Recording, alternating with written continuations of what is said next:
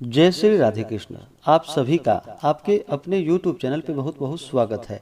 आइए आज आप सब जानेंगे भाद्रपद मास शुक्ल पक्ष वर्ष 2023 परिवर्तिनी एकादशी व्रत के शुभ मुहूर्त के बारे में, पारण समय के बारे में, व्रत नियम महत्व के बारे में और फिर सुनेंगे परिवर्तिनी एकादशी व्रत की कथा। संपूर्ण जानकारियाँ की प्राप्ति के लिए वीडियो को अंत तक जरूर देखें। भाद्रपद माह के शुक्ल पक्ष में पड़ने वाली एकादशी को इसे परिवर्तिनी एकादशी, वामन एकादशी, जल झुलनी एकादशी, अंक परिवर्तिनी एकादशी, ढोल ग्यारस, पद्मा एकादशी, दान एकादशी आदि नामों से जाना जाता है। आप सभी भक्तों को परिवर्तिनी एकादशी, वामन एकादशी की ढेर सारी शुभकामनाएं। आप सभी के जीवन में भगवान विष्णु माता लक्ष्मी की कृपा से आप सभी को सभी प्रकार के सुख और समृद्धि की प्राप्ति हो। इस बार एकादशी का व्रत जो कि पंचांगों के अनुसार 2 दिन एकादशी का व्रत किया जा रहा है, 25 सितंबर को और 26 सितंबर को। एकादशी का व्रत जो कि भगवान विष्णु भगवान श्री कृष्ण को अति प्रिय होता है। एकादशी का व्रत जो कि सभी प्रकार के पापों को नष्ट करने वाली है और जब व्यक्ति के पाप और ताप नष्ट होते हैं तभी उनके पुण्यों का उदय हो पाता है। उसके बाद ही सांसारिक सुखों की प्राप्ति हो पाती है। एकादशी का व्रत जो कि प्रत्येक माह के कृष्ण पक्ष और शुक्ल पक्ष की एकादशी तिथि के दिन इस व्रत को धारण किया जाता है। इसे एकादशी या ग्यारस व्रत के नाम से जाना जाता है। आषाढ़ मास में शेष शैया पर निद्रा मग्न भगवान विष्णु भादो की शुक्ल पक्ष की एकादशी को करवट बदलते हैं, इसलिए इस दिन को अंक परिवर्तिनी एकादशी के नाम से जाना जाता है। और इस दिन जो कि विशेष प्रकार से भगवान विष्णु, माता लक्ष्मी और भगवान विष्णु के वामन स्वरूप का पूजन करना चाहिए। और जब चातुर्य मास के दौरान भगवान विष्णु योग निद्रा में होते हैं तो इस दौरान भगवान शिव के हाथों में कार्यभार होता है, तो इसलिए भगवान शिव जी का भी पूजन करना चाहिए।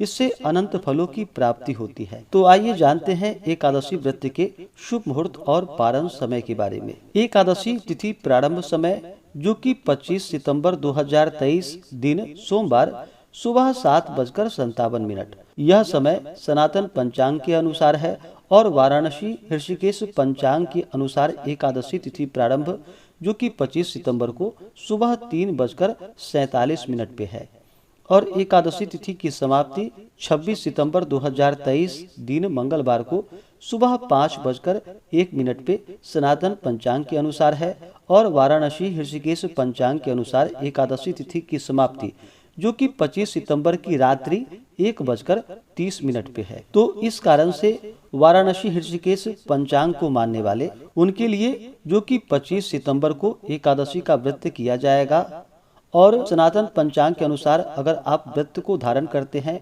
तो 25 सितंबर को जो कि गृहस्थों के लिए व्रत बतलाया गया है और 26 सितंबर को वैष्णवों के लिए व्रत बतलाया गया है। तो आप अपने स्वेच्छा के अनुसार व्रत को धारण कर सकते हैं।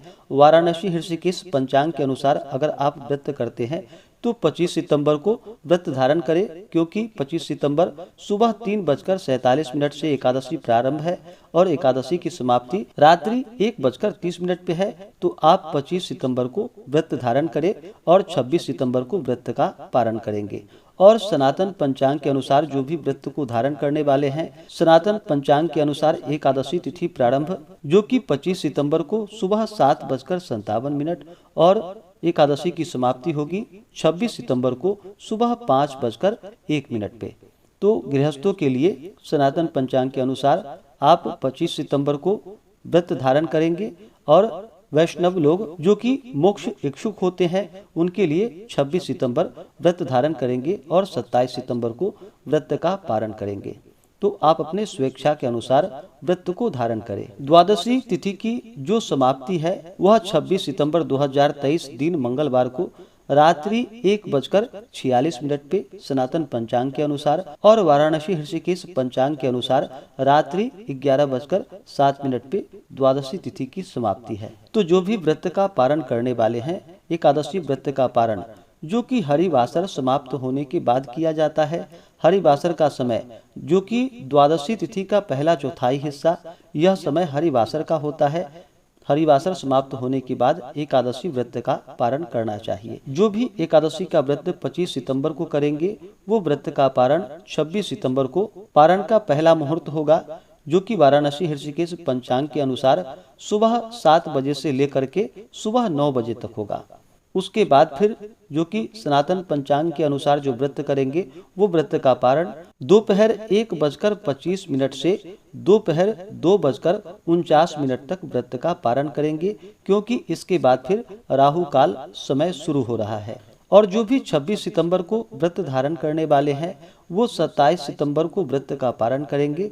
पारण का समय 27 सितंबर को सुबह 6:32 से सुबह 8:32 तक व्रत का पारण किया जाएगा। सूर्योदय का जो समय है वह समय सुबह 5:48 और सूर्यास्त शाम 5:49। राहु काल का जो समय होगा वह समय 25 सितंबर को सुबह 7:18 से सुबह 8:48 तक, 26 सितंबर को दोपहर 2:50 से शाम 4:20 तक और 27 सितंबर को सुबह 11:49 से दोपहर 1:19 तक होगा। राहु काल समय के दौरान कोई भी शुभ कार्य या पूजन आदि का कार्य या व्रत का पारण आदि नहीं करना चाहिए, इस बात का ध्यान रखें। योग जो कि 25 सितंबर को बड़ा ही अच्छा योग बन रहा है, जो कि सर्वार्थ सिद्धि योग इस दिन बन रहा है, जो 25 सितंबर को सुबह 11:55 से शुरू है और इसकी समाप्ति अगले दिन सुबह 6:11 पे। रवि योग भी बन रहा है, जो कि सुबह 6:11 से सुबह 11:55 तक होगा। और 26 सितंबर को योग जो कि शुकर्मा योग सुबह 11:46 तक होगा। उसके बाद वृद्धि योग होगा और द्विपुष्कर योग बन रहा है, जो कि सुबह 9:42 से रात्रि 1:45 तक होगा। जो भी भक्त एकादशी का व्रत करते हैं उन्हें एकादशी व्रत के लिए जो कि दशमी के दिन से व्रत में नियमों का पालन करना चाहिए।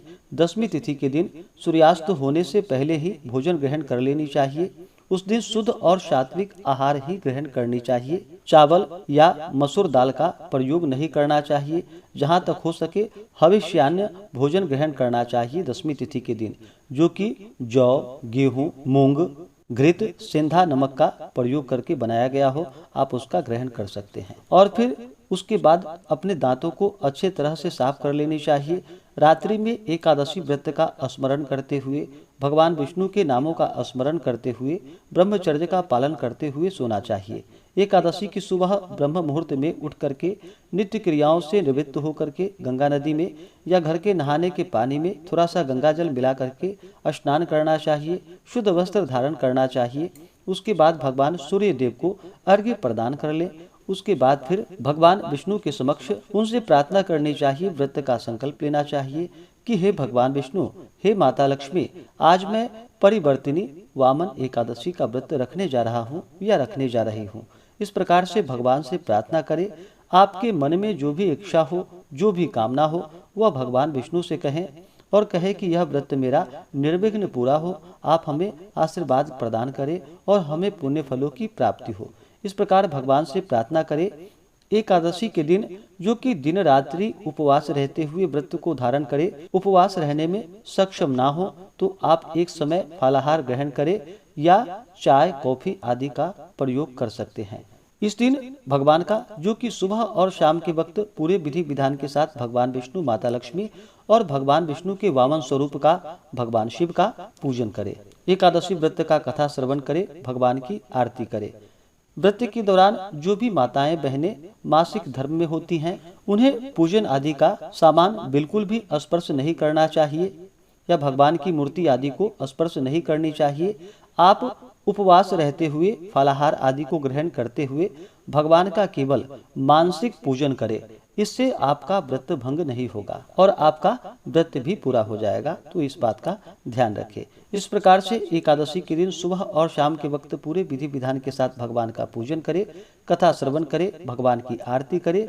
एकादशी की रात्रि जहाँ तक हो सके जागरण करते हुए समय को व्यतीत करनी चाहिए और अगले दिन जाकर के सुबह उठ करके स्नान करके शुद्ध वस्त्र धारण करके भगवान का पूजन और आरती कर ले। इसके बाद फिर ब्राह्मणों को भोजन करवाएं ब्राह्मणों को दान और दक्षिणा दे और समय के अनुसार फिर व्रत का पारण करना चाहिए। एकादशी व्रत के दौरान और 10वीं एकादशी द्वादशी ध्यान रखे। इस दौरान तामसिक वस्तुओं का या नशीले पदार्थों का सेवन न करे। इस दौरान किसी के ऊपर क्रोध ना करे। अपने मन में किसी के प्रति ईर्ष्या या द्वेष का भाव नहीं लाएं। ब्रह्मचर्य का पालन करे और पूर्ण श्रद्धा के साथ, भाव के साथ, विश्वास के साथ भगवान का पूजन करे।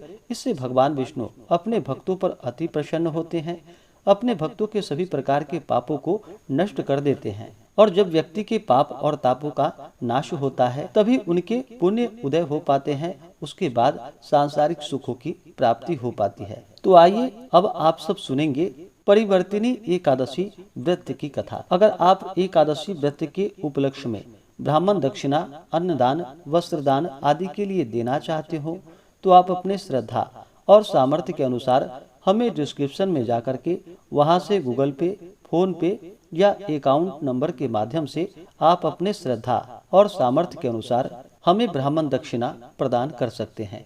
तो आइए सुनते हैं परिवर्तिनी एकादशी वामन एकादशी व्रत की कथा।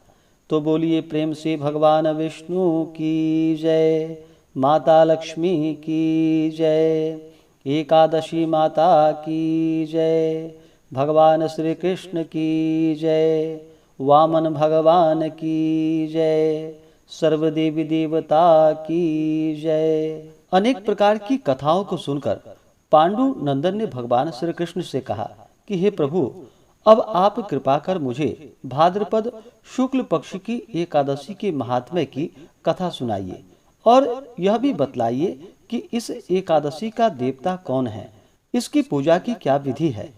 युधिष्ठिर के ऐसे वचन को सुनकर भगवान श्री कृष्ण ने कहा कि हे राजन, इस एकादशी का नाम वामन, जयंती एवं अंक परिवर्तिनी भी है। जयंती व्रत से बढ़कर और कोई व्रत ही नहीं। इसके सुनने एवं स्मरण मात्र से समस्त पाप नष्ट हो जाते हैं। वैष्णवों एवं अपनी गति को चाहने वाले को इस एकादशी का व्रत अवश्य ही करनी चाहिए। हे राजन, जिन्होंने जयंती एकादशी में वामन भगवान की पूजा श्रद्धा एवं भक्ति सहित कमल पुष्पों के द्वारा की, उनसे तीनों लोकों, तीनों देवों एवं समस्त जगत को मानो जीत लिया। क्योंकि शयन किए हुए भगवान इसी दिन अंक परिवर्तन करते हैं, इसी कारण इसका नाम परिवर्तिनी है। इतनी कथा को सुनकर युधिष्ठिर ने विनय पूर्वक कहा कि हे भगवान, यह बात मेरे हृदय में महान संदेह उत्पन्न कर रही है कि आप कब सोते हैं, कब जागते हैं और कब करवट बदलते हैं। आपने जो बलि को बांधा उसमें क्या कारण था। महाराज युधिष्ठिर के ऐसे वचन को सुनकर भगवान बोले कि हे राजन, अब पापों को नाश करने वाली कथा कहता हूँ, आप सुनो। सतयुग में अत्यंत ब्राह्मण भक्त, सत्यवादी एवं दानी बलि नामक राक्षस मेरा अनन्य भक्त था। उसने अपने यम, नियम एवं तप, दान और यज्ञ द्वारा त्रिलोक्यों को कंपित कर रखा था। उसके यज्ञ, दान और तप से भयभीत इंद्र देवताओं को साथ लेकर मेरे यहाँ पर आया और मेरी स्तुति एवं प्रार्थना की। तब मैंने इंद्र के स्वार्थ साधनार्थ वामन स्वरूप धारण कर उसे जीता। भगवान के मुख से ऐसी वाणी को सुनकर युधिष्ठिर बोले कि हे प्रभु, इस तरह नहीं, इस कथा को आप विस्तार पूर्वक बतलाइए। युधिष्ठिर के ऐसे वाक्य को सुनकर भगवान ने कहा कि हे राजन, मैंने वामन का रूप धारण कर राजा बलि से 3 पग पृथ्वी की याचना की और उसने सहर्ष दान दे दिया। परंतु उसके संकल्प के होते ही मैं वामन रूप से त्रिविक्रम रूप में हो गया। भूलोक में नख, भुवरलोक में जंघा, स्वर्गलोक में कटी, महरलोक में उदर, जनलोक में हृदय, तपलोक में कंठ और सत्यलोक में मुंह कर मस्तक को और भी ऊंचा कर दिया। उस समय सूर्य, इंद्र और चंद्रादिक समस्त देवता मेरी स्तुति करने लगे। तब मैंने बलि से कड़क कर पूछा कि तेरी समस्त पृथ्वी मेरे 2 ही पग में आ गई, अब तीसरा पग मैं कहाँ रखूं। मेरी बात को सुनकर बलि ने अपना मस्तक नत कर दिया। तब मैंने उसके मस्तक पर पैर रखा और उसे पाताल में पहुंचा दिया। परंतु उसकी अत्यंत अधिक विनयशीलता को देखकर मैंने उससे कहा कि हे राजन, अब मैं सर्वदा तेरे ही पास रहूंगा। अतः भाद्रपद मास के शुक्ल पक्ष की एकादशी को मैं एक रूप से बलि के पास एवं दूसरे रूप से क्षीर सागर में निवास करता हूँ। जब तक कार्तिक मास नहीं आता तब तक मेरी एक मूर्ति शेष शैया पर और दूसरी बलि के यहाँ बराबर सोती रहती है। इसी एकादशी को मैं सोता हुआ करवट बदलता हूँ।